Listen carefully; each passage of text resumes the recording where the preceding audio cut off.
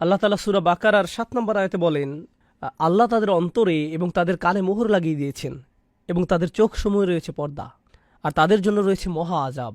এখানে মোহর লাগানো অন্তর বলতে কোন অন্তরকে বোঝানো হয়েছে?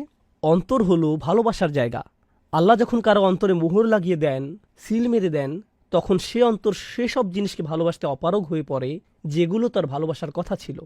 যেসব বিষয় ভালোবাসার যোগ্য তারা সেগুলো ঘৃণা করে। তাদের ঈমানদারদেরকে ভালোবাসার কথা, কিন্তু তারা তাদের ঘৃণা করা শুরু করে। সত্যের প্রতি তাদের ভালোবাসা থাকার কথা, কিন্তু সত্যকে তারা ঘৃণা করা শুরু করে। ন্যায়কে তাদের ভালোবাসার কথা, কিন্তু ন্যায়কে তারা ঘৃণা করা শুরু করে। সুবহানাল্লাহ। অন্তর হলো দয়ার জায়গা, কিন্তু অন্তরে যখন মোহর মেরে দেওয়া হয় তখন রাহমা হারিয়ে যায়। এই মানুষগুলো সবচেয়ে নিষ্ঠুর কথা বলতে পারে, নিষ্ঠুর আচরণ করতে পারে, কারণ তাদের অন্তর মোহরাঙ্কিত। অন্তর হলো কৃতজ্ঞতার জায়গা। কৃতজ্ঞতা আসে অন্তর থেকে।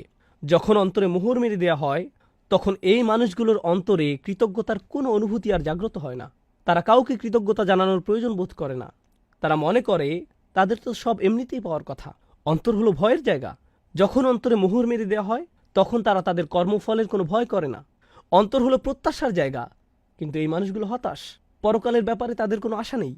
অন্য কারো ভালোর প্রতিও তাদের কোনো আশা নেই। তারা নিজেদের জন্য উন্নতির কোনো আশা করে না।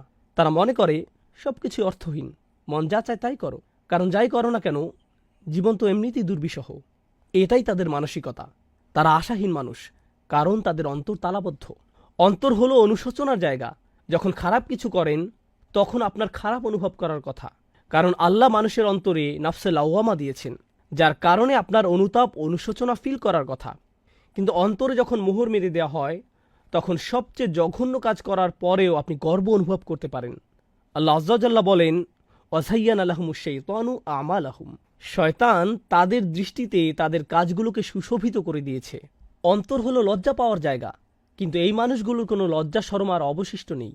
যখন অন্তর মরে যায় তখন তাদের কথাবার্তা, আচার আচরণ, জামা কাপড় যতই অশ্লীল, অমার্জিত আর কুরুচিপূর্ণ হোক না কেন, এতে তাদের আর কিছু যায় আসে না।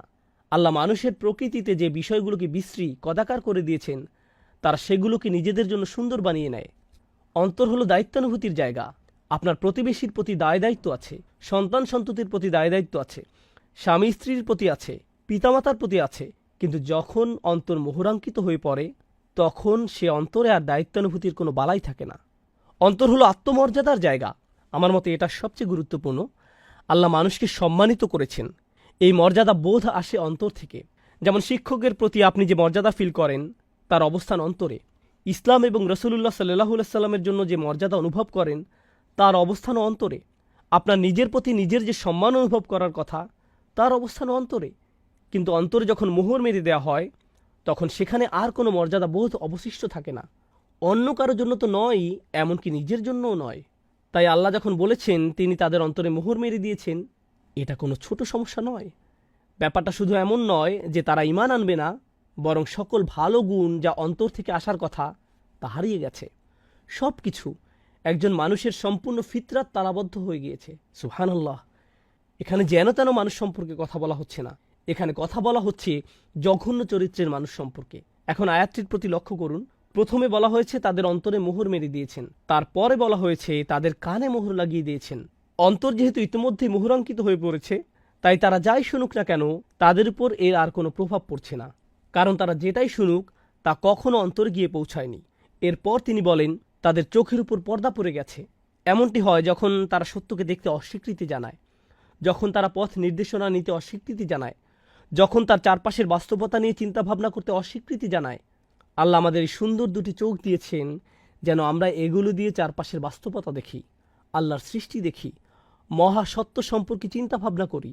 যখন এই সামর্থ্যের অনুশীলন করতে ব্যর্থ হবেন তখন আল্লাহ আপনাকে হয়তো তার দানকৃত দুটি চোখ দিয়ে পৃথিবী দেখার সুযোগ দিবেন, কিন্তু তিনি এতে হেদায়েত দেখার সুযোগ দিবেন না।